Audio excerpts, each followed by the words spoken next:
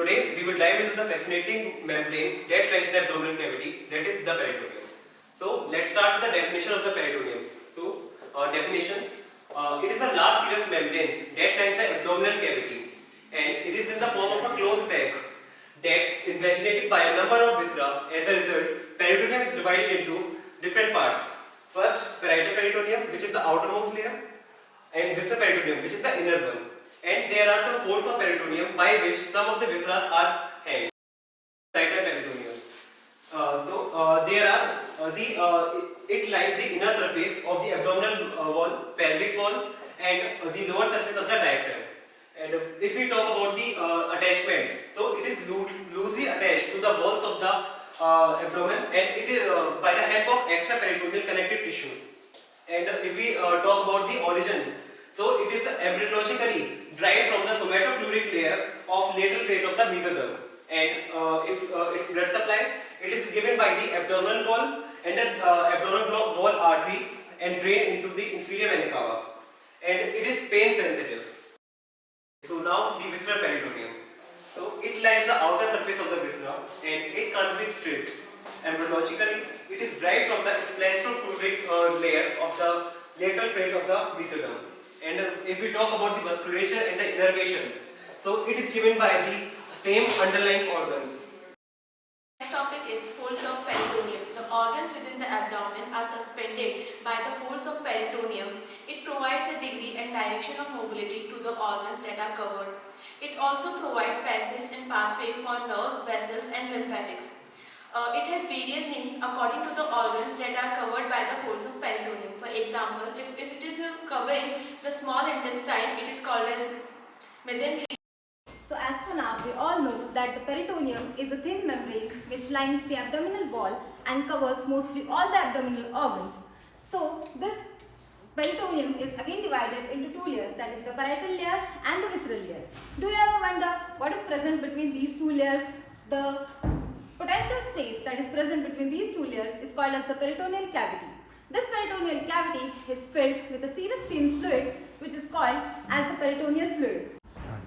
So this peritoneal cavity is again divided into two parts, that is the greater sac and the lesser sac. The greater sac is the larger compartment that covers the peritoneal cavity, and the lesser sac which is located behind the stomach and the liver. These two sacs are communicating together with each other by the epiploic foramen or the foramen of Winslow. Then we will talk about the sex difference. So in males, the peritoneal cavity is a closed sac, whereas in females, it communicates with the external environment via the uterine tubes. To know about the organs that are in the interperitoneal, and it is abbreviated by SALT with a funny word, dispress.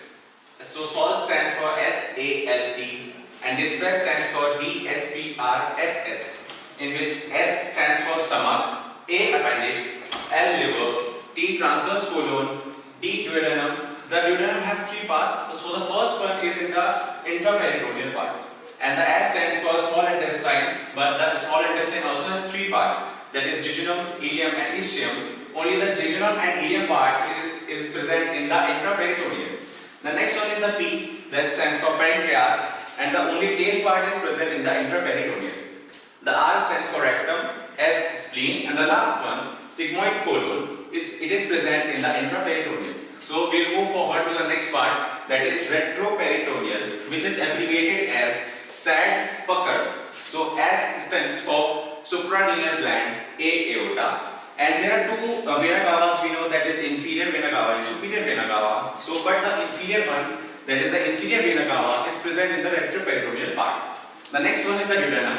The P stands for pancreas, U for ureter, and C stands for colon, which are two ascending and descending colons of the intestine, and K stands for kidney, E stands for esophagus, and the last part, that is rectum, that is abbreviated as UP, stands for subperitoneal, which is abbreviated by prestigious exam in India as well, which is UPSC, and the last stands for P. So U stands for urinary bladder, the P stands for prostate, S for seminal vesicles, as we all know, and the C stands for cervix, and the last one is V, that stands for vagina.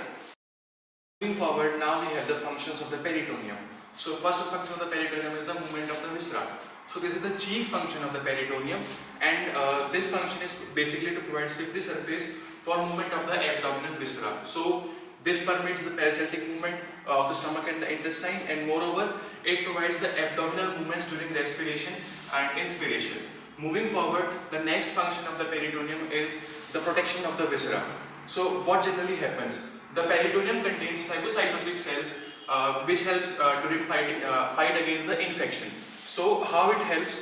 The peritoneum contains some lymphocytes in the phagocytotic fluid which basically helps both in the humoral and the cell-mediated immunity. So next function is the healing power and the adhesion. So the mesothelial cells of the peritoneum can transform in the fibroblast, which may promote healing of the wounds.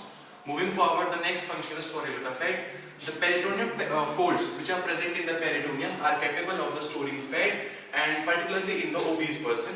And moreover, it also provides the passage for the nerves, vessels, lymphatic vessels, and it also helps in dialysis.